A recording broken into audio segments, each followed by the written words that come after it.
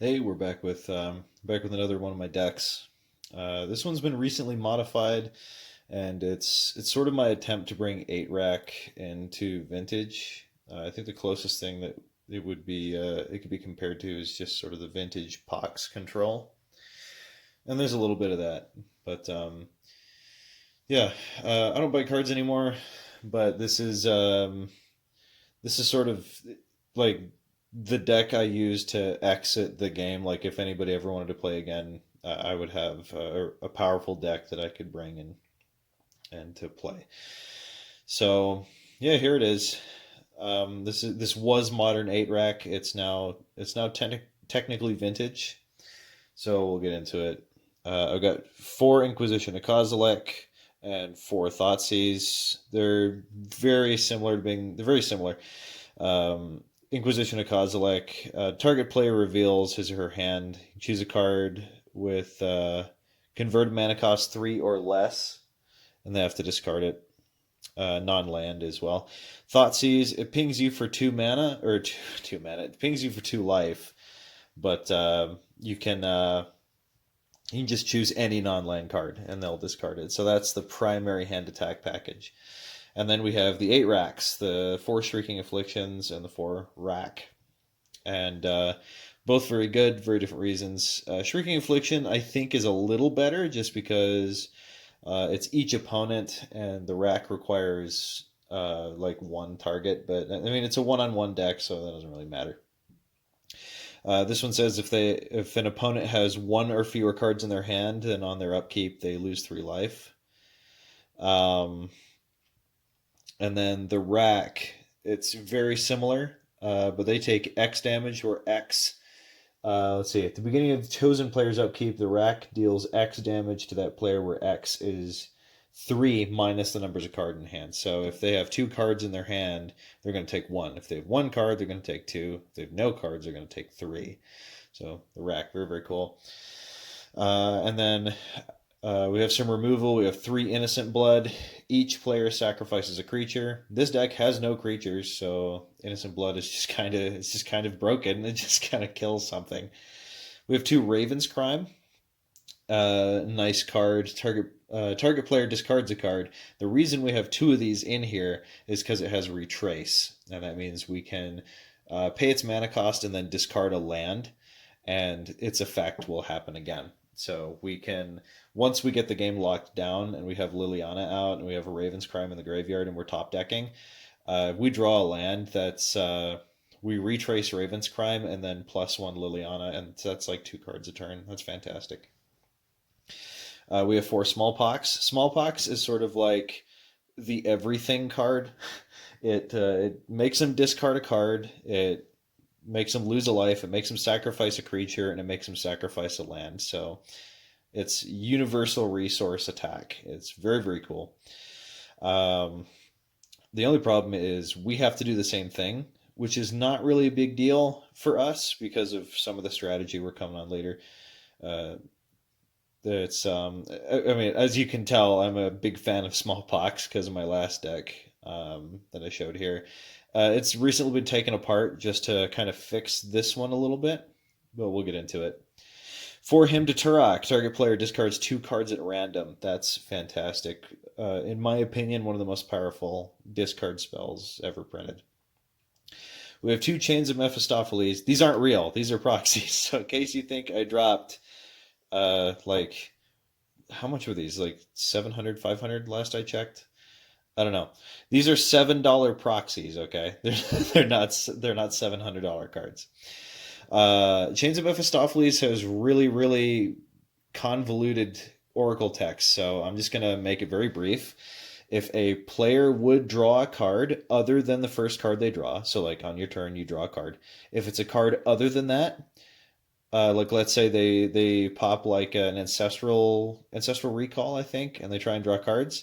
For every card they would draw, they have to discard one first. And then if they have no cards in their hand and they would draw a card other than the first card of their turn, they actually mill that card instead. So what Changes of Mephistopheles does for us is, I mean, we have no card draw, so that's not an issue for us. But anybody trying to sort of escape our little thing here, like let's say blue tries to draw its way out, Chains of Mephistopheles is going to make that not work. So they can't they can't use spells to get more cards unless they deal with my enchantment first. Ensnaring Bridge is why Smallpox is okay. We actually want to discard cards in our hands that aren't useful. In fact, sometimes we just discard cards anyway, because Ensnaring Bridge is going to make it so that creatures can't attack us. It says creatures with power greater than the number of cards in your hand can't attack. Very, very cool, and it works really super well, but you got to get your hand empty first. So stuff like Liliana and Smallpox and Retracing Raven's Crime is going to help us empty our hand and get to that kind of locked down state. And that's what we want. So then we're running for Liliana.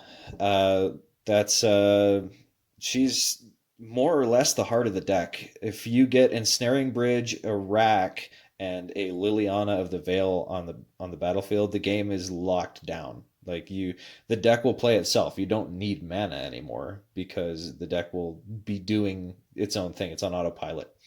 She has a +1 that says each player discards a card, which is great for Ensnaring Bridge. -2, target player sacrifices a creature.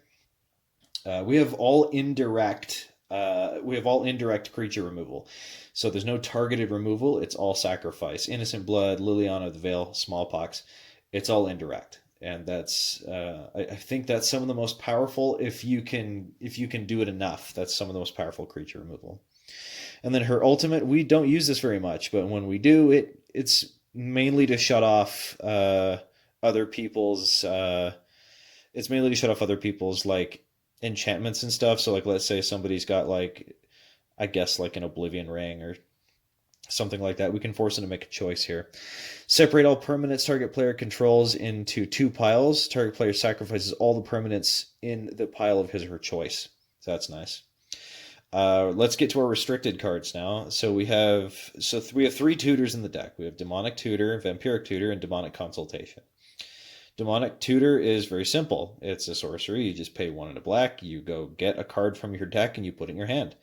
Vampiric Tutor is an instant. You got to pay 2 life, 1 black. You go get a card from your deck. You shuffle your deck and you put that card on top. So this one you typically want to do at the end of their turn, if you have the chance. But it's good either way. Demonic Consultation is a really, really fun card. It is quite possibly, I think, the only way you can do tutoring fairly without just making the mana cost really high. That's just my opinion, but Demonic Consultation is like here, let me just read the card. It's kind of confusing. It's an instant, so you can do this whenever. Name a card. Remove the top 6 cards of your library from the game, and then reveal the next card to all players. If it is the named card, put it into your hand. If not, remove that card from the game and continue revealing the top card of your library, removing it from the game until the named card appears. So you name a card, and then it just eats your library until you find the card. Sometimes I've had this work right away. Sometimes I've milled most of my deck. I think the last game I played with this deck, I had 10 cards left after Demonic Consultation, only about 2 or 3 turns into the game. But I mean, it worked. It did its job. It got me the card I needed, and I'm pretty sure it pulled me through the game. We've got a Mox Jet. Also, not real. I'm not paying that much money for a piece of cardboard. Not anymore. No way. No thank you. But Mox Jet's really cool in this deck. This all as well was like a $7 proxy. But, looks real, so it's good enough for me. It's basically a land, but it's an artifact. So I can go Swamp Mox, and there you go. I got 2 mana. I can immediately him. I can immediately 2 hand attack spells. I can Smallpox. I can Chains. Anything right off the bat. And finally, we have a Mind Twist. It's X and a black. Target opponent must discard X cards at random from their hand. If they don't have enough cards, then their entire hand is discarded. I don't use Mind Twist terribly often, but in a game where I can't get a chains down and the opponent's sort of getting out of control, I can tutor for the twist, and I can make them dump their hand if I have enough mana. This is another sort of low mana deck, so you're not going to be mind twisting for a lot, but I mean, I've mind twisted for 4 before, and 4 is typically enough because if you follow that up with a hymn, then it's it's good. The mana base is what I changed in the deck. This is all more or less the same, but we've got 6 swamps, 2 Bojuka Bog, 4 Urborg, and 4 Mishra's Factory. The Urborgs came from the Pox deck. So the reason I have it like this, the old version of the deck, this was all swamps, and we only had 2 Bojuka Bog. We have the Mishra's Factories to help defend ourselves before we can get an Ensnaring Bridge out and maybe get some more damage in. The risk here is that this will sometimes mess with me, because if you notice, a good portion of the deck is just black 1-drops. My hope is that the addition of the Urborgs is going to mitigate that a little bit. So if I draw a factory and an Urborg, that's not going to matter, because if we put that down first and the Mishra, then we're still going to have 2 black mana to work with for like hymns and poxes and stuff like that. If you don't know what Urborg does, it says each land is a swamp in addition to its other types. The Mishra's Factory, I can tap it for a colorless, or I can tap 1 and it becomes a 2/2 assembly worker. Yeah, assembly worker, and it can attack. It's actually there to block. This deck is weirdly fast, but sometimes it can get overwhelmed before I get a bridge down, and sometimes Innocent Blood and Smallpox isn't enough to keep up. So a Mishra's Factory early in the game that I can animate and block with, or just get maybe ping for a couple of damage every now and again is pretty nice. So that's why that's there. It's mostly a defensive measure. I know it's gonna probably mess me up, but I did a couple of test hands earlier and it turned out okay. Then we're running the 2 Bojuka Bog, enters the battlefield tapped. When it enters the battlefield, exile all cards from target player's graveyard. So the use here is obvious. We're making people discard a lot of stuff. Sometimes people have recursion, and that's going to let them get their stuff back, and we don't want that.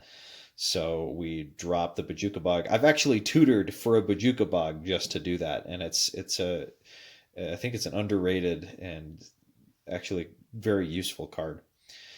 So, yep, make them discard stuff, punish them for having no cards, stop them from drawing more cards, get rid of their graveyard, defend herself.